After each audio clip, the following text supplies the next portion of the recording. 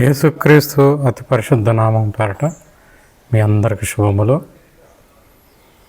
అందరూ నా వీడియోస్ చూస్తున్నారని నేను అనుకుంటున్నాను. చూస్తున్న ప్రతి ఒక్కరికి నా యొక్క వందనాలు. Thank you very much. God bless you. మీరు ఇంకా వాక్యంలో ఎదగడం కోసమనే నేను ఈ యొక్క వీడియోని మీకు పెడుతున్నాను. దయచేసి చూడండి, షేర్ చేయండి, సబ్స్క్రైబ్ చేయండి, లైక్ చేయండి. దీనివల్ల ఏమంటే వ్యూస్ ఎక్కువ మంది చూస్తారనమాట. చూస్తే వాక్యంలో వాళ్ళు ఇంకా బలపడి దేవుని విశ్వాసంలో బలపడి ఆశీర్వదింపబడతారు. పోయిన వీడియోలో మతము గురించి మీతో మాట్లాడాను. మతం అంటే ఏమిటి, అసలు మతం ఎలా వచ్చింది, ఈ మతం అంటే అసలు అదొక ఏమన్నా రూల్సా రెగ్యులేషన్సా? యాక్చువల్గా ఈ యొక్క మతం గురించి నేను 4 రోజుల నుంచి ప్రార్థన చేస్తున్నాను. చేస్తుండగా నాకు కొన్ని ఆలోచనలు వచ్చినాయి. ఏంటంటే మతము గురించి ప్రభువా ఏంటిది, మత గొడవలు, మత ప్రచారం అంటున్నారు, దీని విషయం ఏంటి, మతం అంటే ఏంటి అని నేను కొన్ని ప్రార్థన చేస్తుంటే కొన్ని విషయాలు దేవుడు నాకు తెలియజేసాడు. ఏంటంటే మతం అనేది ఒక డిసిప్లిన్కి సంబంధించిన సెల్ఫ్ డిసిప్లిన్. అంటే మనము నడుచు విధానాన్ని సక్రమంగా నడిపించుకోవడం కోసం, ఒక పద్ధతి ప్రకారంగా నడిపించుకోవడం కోసం పెట్టుకున్న కొన్ని సాంప్రదాయాలు, రూల్స్ అండ్ రెగ్యులేషన్స్. లేకపోతే మనిషి ఇష్టం వచ్చినట్టు నడుస్తాడు. మీరు ఎప్పుడన్నా గమనించారో లేదో, చదువుకున్నవారు బిహేవియర్ ఒకలా ఉంటుంది, చదువు లేని వారి బిహేవియర్ ఇంకోలా ఉంటుంది. ఈ యొక్క మతం అనేది ఏంటంటే ఆ రోజుల్లో పూర్వీకులు మామూలు సాదా మనిషి చెప్తే వినరు, ఎవడు వినడు. మామూలు నాలాంటి వాడు వెళ్ళి బాబు ఈ ప్రకారం నడుచుకో, మంచిగా చదువుకో, బాగా చదువుకో, రోడ్డు మధ్యన నడవబాకు, సైడ్కి నడువు, స్పీడ్గా నడిపించొద్దు అని చెప్తే ఎవరు వినరు. కాబట్టి ఆ పూర్వీకులు ఏం చేసేవారంటే ఆ యొక్క గ్రామం యొక్క మనుషుల్లో ఒక వయసులో పెద్ద అనుభవజ్ఞుడు, కొంచెం చదువుకొని జ్ఞానం కలిగిన వాడిని పెట్టుకుంటారు. కొంచెం డబ్బు ఉన్నవాడు కూడా ఉంటాడు అందులో. వాళ్ళు అలాంటి ఒక పెద్ద మనిషిని ఏర్పరచుకొని ఆయన ఒక రూల్స్ రెగ్యులేషన్స్ పెట్టి అందరు ఫాలో అవ్వాలని చెప్తారనమాట.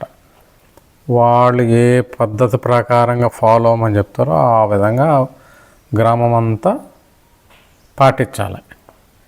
పాటిస్తే నీ గ్రామం మంచిగా ఉంటుంది. ఏం లేదు, వాళ్ళు ఏం పెడతారు, నువ్వు ఈ కుటుంబం వారు ఈ పొలం పండించాలా, ఇంకొక కుటుంబం వారు ఇంకొక పొలం అంటే పంట పండించాలా, అలాగా రకరకాలుగా డీవియేట్ చేసేవారు.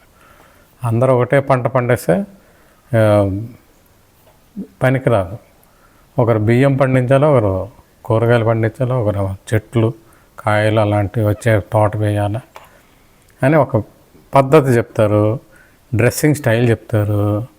ఆడవాళ్ళు ఎలా మెలుచుకోవాలో, మగవాళ్ళు ఎలా మలుచుకోవాలో చెప్తారు. ఇవన్నీ ఒక పద్ధతి ప్రకారంగా పోయేది. అదొక మతం, ఆ ఊరు మతం అది. అంటే సెల్ఫ్ డిసిప్లిన్ అంటే మనిషి తన్ను తాను సరైన మార్గంలో నడిపించుకోవడం కోసమని ఒక పెద్ద మనిషిని పెట్టి ఆ మనిషి యొక్క మాటలు అందరు వినేటట్టుగా చేసి గ్రామాన్ని నడిపించేవారు ఆ రోజుల్లో. అదే మతంగా తయారైంది. అంటే ఆ ఊరు పద్ధతి వాడి మతం. ఈ మతం పెద్దోడు ఏం చేసేవాడు, సరిగా వీళ్ళు వినరని వీళ్ళకి ఒక భయం కావాలి. మామూలుగా చెప్తే కొంతమంది వినకుండా అప్పుడు తల ఊపుతారు, పక్కకి వెళ్ళి వాళ్ళు ఇష్టం వచ్చి చేస్తారు. కాబట్టి వీళ్ళల్లో భయం అనేది పుట్టించాలి. భయం అనేది పుట్టించాలంటే ఏదో ఒకటి ఉండాలంటే ఏదో ఒకటి చేయాలి పెద్ద మనిషి. కాబట్టి ఈయనేం చేసేవాడు, ఒక విగ్రహం చేసి ఈ దేవత చెప్తుంది, ఆ చెప్పినట్టు మీరు చేయకపోతే మీకు ఇది అవుతుంది, ఏదన్నా ఎఫెక్ట్ అవుతుంది, కీడు కలుగుతుంది. కాబట్టి ఈ విగ్రహం అంటే ఆ దేవత చెప్పింది వినండి, వినకపోతే మీకు ఇది కలుగుతుందని ఒక దేవతను పెడతారు, దానికి ఒక పేరు పెడతారు. దాన్ని ఫాలో అవుతున్న వాళ్ళందరూ అదొక గ్రూప్ ఆఫ్ మతం. ఆ మతం, ఆ కులం, ఇలాగా పెద్ద మనుషులు మిస్లీడ్ చేసేసారు మతం అనేసి. ఒక దేవతను పెట్టడం, అది చెప్పింది చేయకపోతే కీడు కలుగుతుంది అంటారు. కీడు కలుగుద్ది అనగానే అందరు భయపడిపోయి అమ్మో మనం ఏమైనా అయిపోతాం అనేసి అందరూ ఆ యజమానుడు ఆ యొక్క గ్రామ పెద్ద ఏది చెప్తే అది చేసేసేవారు. ఈ గ్రామ పెద్ద ఏది చెప్తే అది చేయడం అనేది ఒక సాంప్రదాయం అయిపోయి, వాళ్ళు ఎప్పుడు ఏది చేయమంటే అది, పండగలు ఎప్పుడు చేయమంటే అప్పుడు చేయాలి, ఏ డ్రెస్సింగ్ స్టైల్ ఏమైనా చేయాలి అలా చేయాలి, అన్నీ ఒక మత గురువులు పెట్టుకున్నారు. ఆ ఊరికి ఒక మత గురువు, పక్కన ఒక మత గురువు, అలాగా గురువులు ఏర్పడి వాళ్ళు ఏది చెప్తే అలాగా, ఎవరి రాజ్యం వారిదన్నమాట. వాళ్ళు అలా పంచుకునేవారు ఊర్లు. డబ్బు ఉంటుంది, నువ్వు ఈ విలేజ్ అంతా నీది, ఈ విలేజ్ నాది, మీకు మాకు సంబంధం ఉండదు అని ఒక బార్డర్స్ పెట్టుకుంటారు, ఒక కంట్రోలింగ్ బౌండరీ వాళ్ళు పెట్టుకుంటారు.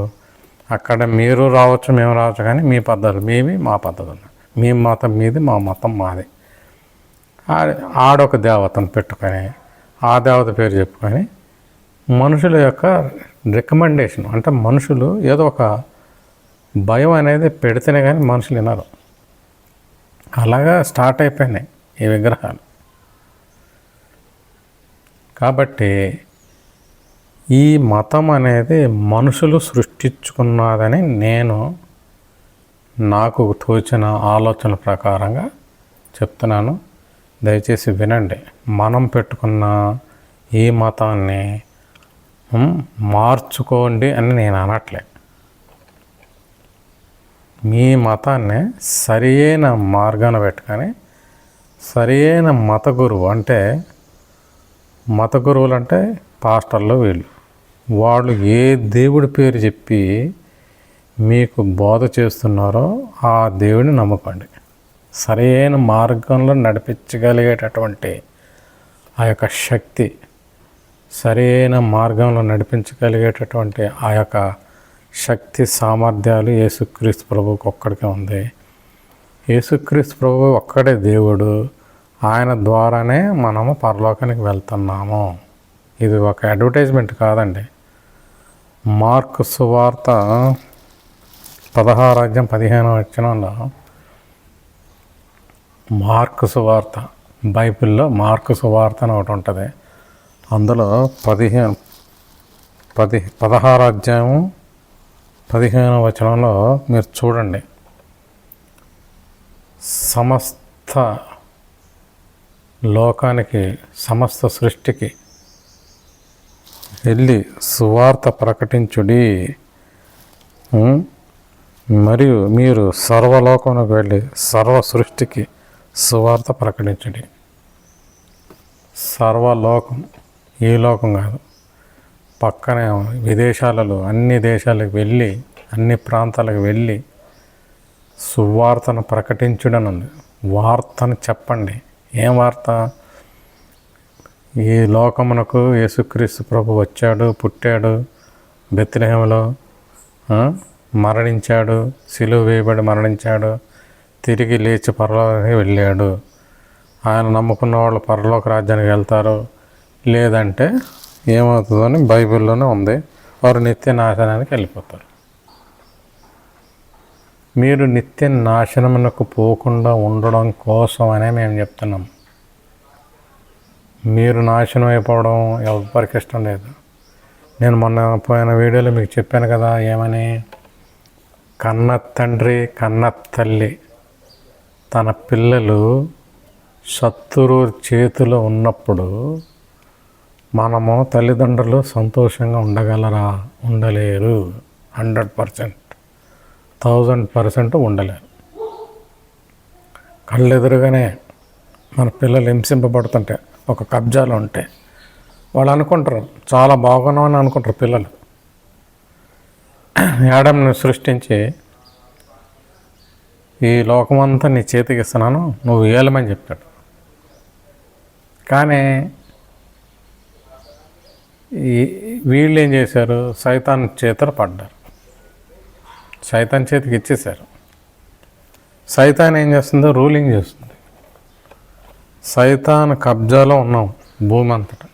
దేవుని కోరిక ఏంటంటే, దేవుని యొక్క ఆలోచన, ప్లాన్, కోరిక ఏంటంటే భూమిని సృష్టించి మానవుడి చేత దాన్ని పరిపాలింపజేసి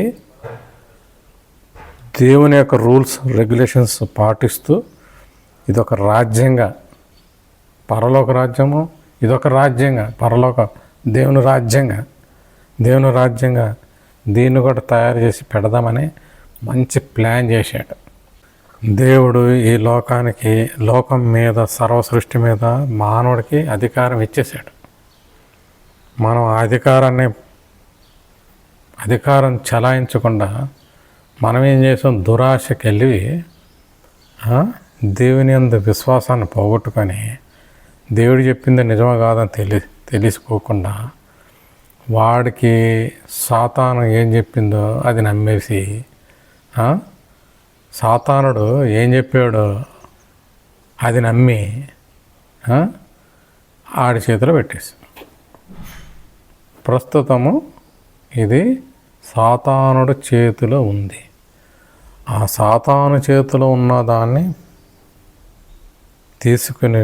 తీసుకొని మరల తన స్వరాజ్యానికి తీసుకొని వెళ్ళడం కోసమని పరలోకం నుంచి యేసుక్రీస్తు ప్రభు ఈ లోకానికి వచ్చాడు. లూకాసు వార్త 15:4 చూడండి. ఒక గొర్రెలు 100 గొర్రెలు ఒకడికి ఉన్నదంట. అందులో ఒక గొర్రె మిస్ అయిపోతుంది.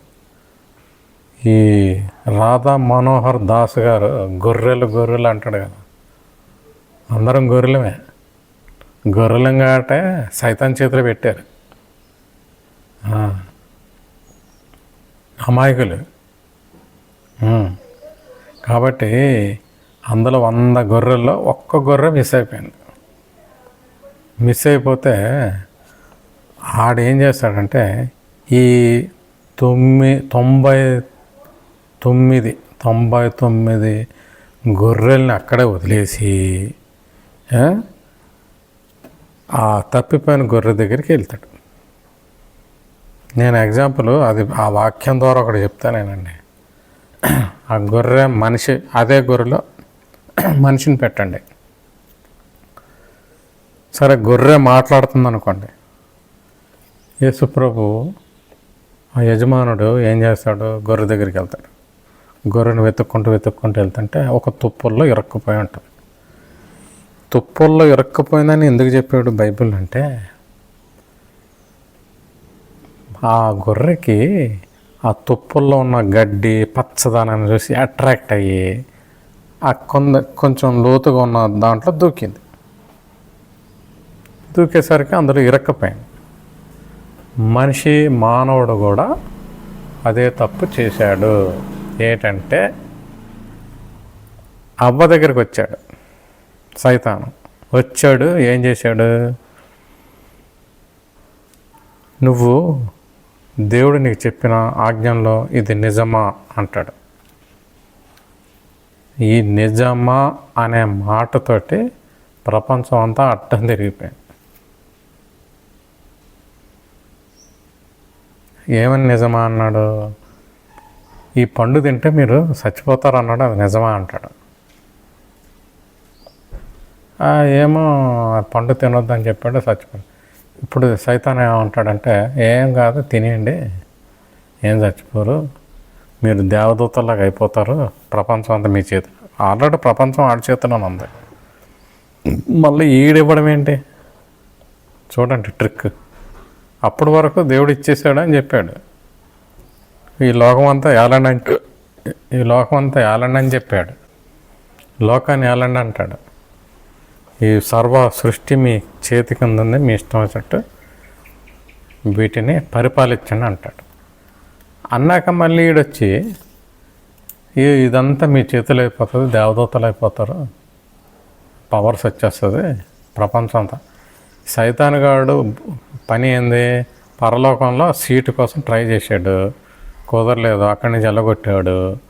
సైతాన్తో పాటు 3 కోట్ల మంది దేవదూతలు, అంటే సైతానికి సపోర్ట్ చేసిన వాళ్ళందరూ వచ్చి భూమి మీద పడిపోయారు, పాతాళానికి వెళ్ళిపోయారు. ఈ పాతాళంలో ఉన్న 3 కోట్ల దేవతలే బయటకు వచ్చి అప్పుడప్పుడు ప్రజల్లో దూరి ఆ విగ్రహాలు తయారు చేయించి ఒక్కొక్క విగ్రహానికి ఒక్కొక్క పేరు పెట్టి పూజ చేపిస్తాయి. అది సత్యం. ఈ యాడమ్ అండ్ ఈవు ఈ సైతాన్ చేతులు పెట్టడం వలన ఎందుకు పెట్టారు?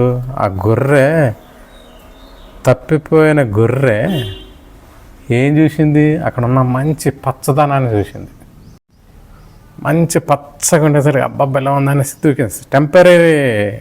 టెంపరీ సంతోషం కోసం అని అందులో దూకింది. తుప్పల్లో కొంచెం లోతుగా ఉంది, తుప్పలు దూకింది, తిన్నదంతా అయిపోయింది, కడుపు నిండిపోయింది.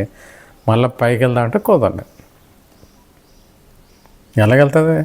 ఆ తుప్పలు ఇరుక్కుపోయింది, ఎక్కడానికి అంత ఎత్తు ఎక్కలేదు, దానికి చేత కాదు, ఏం చేయాలో అర్థం కాక అక్కడే కూర్చుంటుంది. ఈ గొర్రెలు కాబట్టి వెతుక్కుంటూ వెళ్ళి ఆ గొర్రెని కనుక్కున్నాక, రా గొర్రెమ్మ పైకి రా, ఇదిగో చేయేస్తానంటే, సపోజ్ గొర్రెని లాగేశాడు, తీసుకెళ్ళిపోతాడు. సపోజ్ అదే ప్లేస్లో మనిషిని పెట్టండి, గొర్రె పిల్ల ప్లేస్లో ఒక మనిషిని పెట్టండి. పెడితే ఆ టెంపరీ సంతోషాన్ని చూస్తాడు మనిషి. చూసేసి అక్కడికి వెళ్ళిపోతాడు. ఆ తర్వాత బయటికి రాలేమని చెప్పినా కూడా అందులో దూకుతాడు. తల్లిదండ్రులు చెప్తారు, గురువులు చెప్తారు, అందరూ చెప్తారు, పాస్టర్లు చెప్తారు, అందులోకి వెళ్ళకరా ఇరక్కపోతాం అంటారు. ఆయన కూడా అందులోకి వెళ్తాడు. వెళ్ళి ఇరక్కపోయి సంతోషంగా ఉంటాడు. ఈ గొర్రెల కాపరి యేసుప్రభు అనుకోండి. యేసుప్రభు వచ్చి, బాబు రా, నిన్ను రక్షిస్తున్నా, నువ్వు ఇరక్కపోయావు, అందులోనే ఉంటే నరకానికి నాశనం అయిపోతావు, ఆ లోయలో పడి ఉండి ప్రాణం పోద్ది, ఇంక నువ్వు బతకలేవు అని చెప్తాడు. నువ్వు నా దగ్గర రా, సుఖమైన జీవితాన్ని ఇస్తాను, పరలోక భాగ్యం ఇస్తాను, నిత్య జీవితము నువ్వు జీవించవచ్చు, మరణం ఉండదు, నిత్య జీవానికి నిన్ను పంపించేస్తా, నీకు మరణం అనేది ఉండదు, ఇక జీవితాంతం వరకు నువ్వు చావు అనేది చూడవు, నా దగ్గర రా అని చెప్తే, ఉండు ప్రభువా, ఇక్కడ చాలా బాగుంది, సైతాన్ చెప్పాడు దేవదూతల్లాగా అయిపోతామని, ఇక్కడే బాగుందండి ఉంచండి అంటావు. చెయ్యి లాగే ప్రభు, నన్ను లాగేసే, ఇది ప్రమాదకరమైనదేమో నాకు తెలీదు అని చెయ్యిస్తావా? చెయ్యి. ఇప్పుడు ప్రస్తుతం పరిస్థితి అదే. అందరూ 99 గొర్రెల్లో ఒక గొర్రె తప్పిపోయిందని ఆ గొర్రెల కాపరి వెతుక్కుంటూ వెళ్ళి తుప్పల దగ్గరికి వెళ్ళి, రా గొర్రె రా అమ్మ అంటే, అది రాకుండా అక్కడ ఉందనుకోండి, ఎలాగుంటుంది? మనిషి అదే చేస్తున్నాడు ఇప్పుడు. ఆ తర్వాత ఆయన యేసుప్రభు చెప్పిన సామెతల్లో ఆ గొర్రెని ఆ యజమానుడు దొరికిన తర్వాత తీసుకుని వెళ్ళి ఆ చుట్టుపక్కల వాళ్ళందరికీ చెప్తాడట, నా గొర్రె పిల్ల దొరికింది. ఏ పులి నోట్లోనే, ఏ సింహం నోట్లోనే పడకుండా దొరికింది అనేసి సంతోషంగా ఆనందంగా అందరికి చెప్పాడు. ఎందుకు చెప్తాడు? సంతోషం. మేము కూడా మత ప్రచారం చేయట్లే, మా సంతోషాన్ని మీకు పంచుకుంటున్నాం. మేము ఎటువంటి ఆనందాన్ని అనుభవిస్తున్నామో అది మీకు అనుభవించడం కోసం చెప్తున్నాం. మేము ఏ విధంగా రక్షింపబడి పరలోకానికి వెళ్ళి పరలోక రాజ్యంలో నిత్య జీవంలో బ్రతకాలని అనుకుంటున్నామో అది మీకు చెప్తున్నాం. మీరు వినండి, లేకపోతే లేదు. అంతేగాని మత ప్రచారం చేస్తున్నారనేసి మనుషులను చంపేయకండి, తప్పు. అది మీకే ప్రమాదం. ఇప్పుడు బాగానే ఉంటుంది, అప్పటికప్పుడు టెంపరీగా బాగానే ఉంటుంది. అంతా అయిపోయినాక మీరే బాధపడతారు, చాలా డేంజర్లో పడిపోతారు. మీ ప్రాణాలకి నష్టము, నిత్య జీవము దొరకదు, నరకం పాలైపోతారు. జీవితం అంతా, మీ లైఫ్ అంతా నాశనం అయిపోతుంది. ఆ తర్వాత నేను యేసుప్రభు నమ్ముకుంటానన్నా కూడా మీతోటి అయ్యే పని కాదు. నమ్ముకున్నా కూడా పనికి రాదు. నమ్ముకుంటానన్నా కూడా కుదరదు. యేసుప్రభు నమ్మాలంటే ఇప్పుడే నమ్మండి. క్రిస్టియన్స్ని చంపేస్తే మీకు వచ్చేది ఏమీ లేదు. క్రిస్టియన్స్ని విమర్శిస్తే మీకు వచ్చేది ఏమీ లేదు. వాడు మాత్రము ఆశీర్వదింపబడతారు. మీరు ఎవరైతే బోధకుని మీరు ఇష్టం వచ్చినట్టుగా మాట్లాడారో వాళ్ళు అసలు దేవుడు ఏం చెప్పాడండి? నా వాక్యం వినండి, నా వాక్యం ప్రకారం నడవండి, ఈ లోకంలో లోకాన్ని చూడకండి, లోకం వేరు అని చెప్తాడు. మొదట దేవుని రాజ్యము నీతి వెతకండి అని దేవుడు మనకు ఆజ్ఞాపించాడు. ఫస్ట్ దేవుని రాజ్యము నీతిని వెతకమంటే అది పక్కకి పెట్టి మనము వేరే వాటిని వెతుకుతూ ఉంటాం. సాధారణంగా మనిషి వెతికేది ఎప్పుడు తన లైఫ్లో ఫస్ట్ వెతికేది తన ఫ్యూచర్ గురించి. పిల్లల్ని ఎలా చదివించాలా, వాళ్ళని డాక్టర్లు చేయాలి, ఇంజనీర్లు చేయాలా, అన్ని విషయాలలో ఫస్ట్ ప్లేస్ అంటే మంచి ఉద్యోగంలో మంచి పొజిషన్లోకి పెట్టేసేయాలా అనేసి ఆలోచించడమే కానీ ఫస్ట్ వాడు ఏ విధంగా నడిస్తే, ఏ విధంగా వాడు ఫ్యూచర్ని బిల్డప్ చేసుకోగలడు అనేది వారికి చెప్పరు. ఫస్ట్ దేవుడు ఏం చెప్పాడు? మొదట నా నీతి రాజ్యాన్ని వెతకండి, మీకు ఇవన్నీ ఇచ్చేస్తాను అన్నాడు. అంటే ఇవన్నీ ఇచ్చేయడం అంటే ఏంటి? నీ లైఫ్కి సంబంధించినవన్నీ ఇచ్చాడు. మనకి కావాల్సినవన్నీ దేవుడు సృష్టించి పెట్టేశాడు. మనం ఏం చేసుకునే పని లేదు. మనం చేసుకోవాల్సింది ఏంటంటే మన లైఫ్ని కరెక్ట్గా నడిపించుకునే విధానం తెలుసుకోవడమే మన పని. అదే బైబిల్ వాక్యం చెప్తుంది. ఫస్ట్ దేవుడి దగ్గర రండి. దేవుడి దగ్గరికి వస్తే మీకు ఇవన్నీ వస్తాయి. దేవుడి దగ్గర రాకుండానే దూరంగా ఉండి నాకు అది కావాలా, నేను అన్నిట్లో సక్సెస్ అయిపోవాలా, నేను అన్నిట్లోనే గొప్ప పొజిషన్లో ఉండాలి, నేనే ఫస్ట్ ఉండాలి, నేనే అంటే అవ్వదు. దేవుని చిత్తాన్ని వదిలేస్తే నీ జీవితము మంచి ప్లాన్డ్గా, చక్కగా, సంపూర్ణంగా ఫుల్ఫిల్మెంట్ ఉంటూ తృప్తిగా ఎంజాయ్ చేస్తూ నీ లైఫ్ని నడిపించగలవు. అవసరానికి దేవుని వాడుకోవడము జరుగుతుంది. ప్రస్తుతము జరుగుతున్న పని ఏంటంటే అవసరానికి దేవుడు లేనప్పుడు మన ఓన్ మైండ్ అంటే మన ఓన్ ఐడియాస్, మన ఓన్ ప్లాన్స్, మన ఓన్ మన సొంత ఐడియాల ద్వారానే మన ఫ్యూచర్ని ముందుకి పోనిస్తూ సక్సెస్ కాక బాధల్లో పడిపోయి చివరికి దేవుడు నాకు ఏం చేశాడని అప్పుడు దేవుడు తలుచుకుంటారు. అంతవరకు దేవుడు గుర్తురాడు. కాబట్టి ఈ బోధకులు చెప్పేటటువంటి ఆ యొక్క బైబిల్ వాక్యాలు ఏంటంటే నువ్వు కరెక్ట్ నీ లైఫ్ కరెక్ట్గా ప్లాన్డ్గా నీకు నచ్చినట్టుగా నడవాలి అంటే ఫస్ట్ నీ లైఫ్ని దేవుడికి ఇస్తే దేవుడు నీ లైఫ్ని మంచి విధంగా నడిపిస్తాడు. రిమోటు ఆయన దగ్గర ఉంది. మనం ఏం చేస్తాము?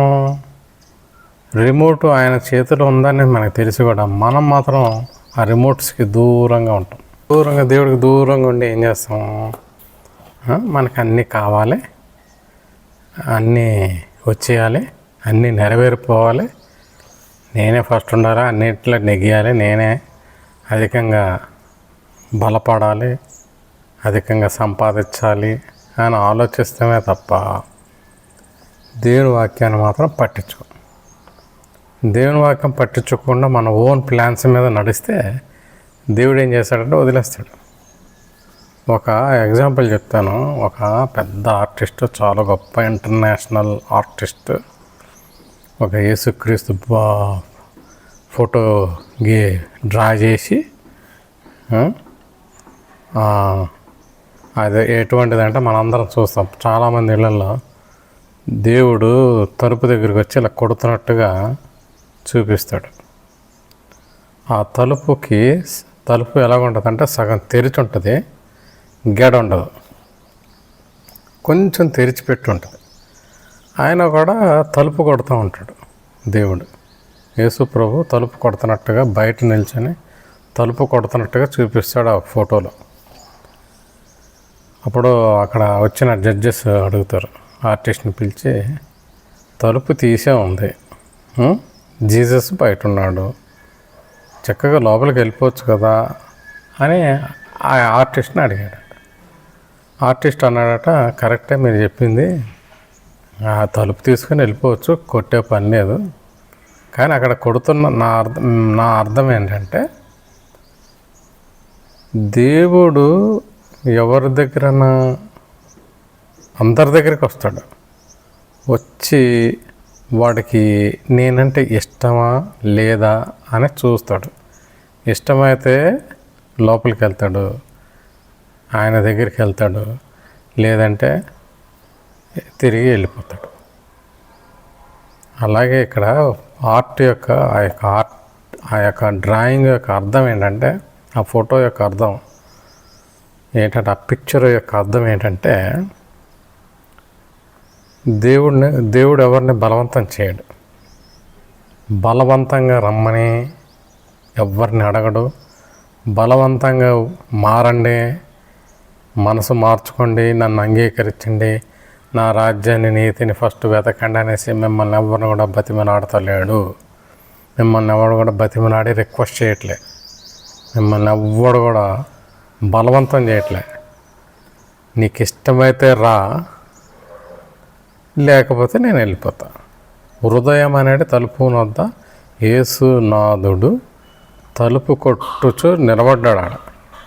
ఇప్పుడు తలుపు కొట్టడం అంటే ఇదిగో మేమే బోధకులందరం టీవీలో యూట్యూబ్స్లో చెప్తున్న ప్రతి ఒక్క దైవ సేవకుడు బోధకుడు చెప్పేది ఏంటంటే, నీ దగ్గరికి వచ్చి తలుపు కొడుతున్నాడు, రమ్మంటావా వద్దా? రమ్మంటే వస్తాను, లేకపోతే లేదు. ఎందుకు వచ్చాడు దేవుడు? నీ జీవితాన్ని ఒక చక్కని మార్గంలో పెట్టి చక్కగా నడిపించడం కోసం దేవుడు వచ్చాడు.